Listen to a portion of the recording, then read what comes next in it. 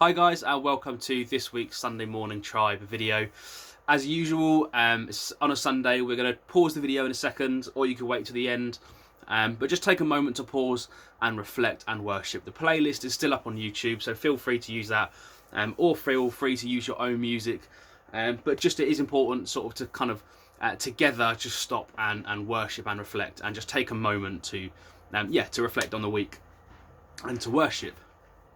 So for today's topic, I spoke a few videos ago, I think now, about a blinding light, and that sometimes as Christians we wait for this blinding light to kind of tell us what to do, and we miss out on the almost like the nitty-gritty, that kind of everyday relationship stuff that we should be doing in our relationship and journey with God. And it got me thinking about a story in the Bible, a really great story of Esther. And I could do a number of videos on the story of Esther because it is a fantastic story. So, it's a story of twists and turns of kings and queens and good guys and bad guys and people trying to kill each other. And it's just, it's a brilliant read. It's almost like a pantomime at points. But for today's video, there's one specific part I want to kind of focus on. So if you don't know the story, or if you want a refresher, again, pause the video and you can either read the full kind of story in the Bible, or just kind of refresher online and go through. There's a lot of websites that will talk you through the kind of like the overarching story and all the bits that you need to know. But the thing I wanted to mention first is in the book of Esther, there's no mention of God, or in the story of Esther, there's no mention of God. And it's really interesting because she's Jewish, she's from the Jewish culture, she's married into Parisian culture, but there's a sort of an assumption that she would have known God and would have been living in that kind of Jewish culture. So it is interesting that this story has no mention of God. So that's something I kind of want to think about as we move forwards. So Esther was queen, and she had like an advisor, or I think in some translations like an adoptive father. They refer to him as in Mordecai. And when the king decides, or when the king's advisor advises that, or what is trying to kill all of the Jewish people and trying to murder all of them, Mordecai and Esther have this conversation about what she can do as in her position of queen to help the situation and try and save the Jews.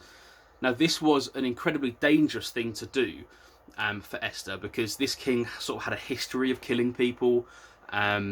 He was a bit of an unpredictable king, so it wasn't as easy as just going to talk to a partner or husband. This was a real dangerous thing that they were kind of discussing here. And people were killed just for being in the presence of the king when he didn't want you to be, or approaching him was an incredibly dangerous thing to do. And in this conversation that Esther and Mordecai have comes one of my favourite, potentially my favourite verses in the Bible, which I imagine you've heard in this discussion about what Esther can do and whether she should use her position to try and save the Jews. Mordecai says, this is Esther chapter 4, verse 14, and this is the NLT version. He says, "Who knows if perhaps you were made queen for just a time as this?" So there's a number of different kind of versions of that verse, but it's all the same. It's about, how do you know you weren't put in this position for this exact moment? And I think it's important here to note that God isn't mentioned. And the reason is that Esther at this point isn't looking for a blinding light. She's not waiting for God to audibly say, this is what I want you to do. And they're not kind of waiting for that, I won't do anything until I'm absolutely 100% sure that it's what God wants me to do. What she's doing is looking at her situation that she's in. She's looking at, this is where I am now, and asking herself, what could I have been put here for? What is my purpose for being here? Or not even that, what is their potential for me to do to help this situation from the position I'm in right now? And I think this is so powerful, especially sort of in this time of COVID and uncertainty and all of these things that we're going through. What we can look at this story of Esther and say, actually, yeah, we can have a similar thing and not wait for and just sort of sit here and wait for God to say, this is what I want you to do, or wait for something to be so obvious, but actually looking at the situation we're in and saying, what if I was put here for a reason? What if there's something that God wants me to achieve in what we're in right now?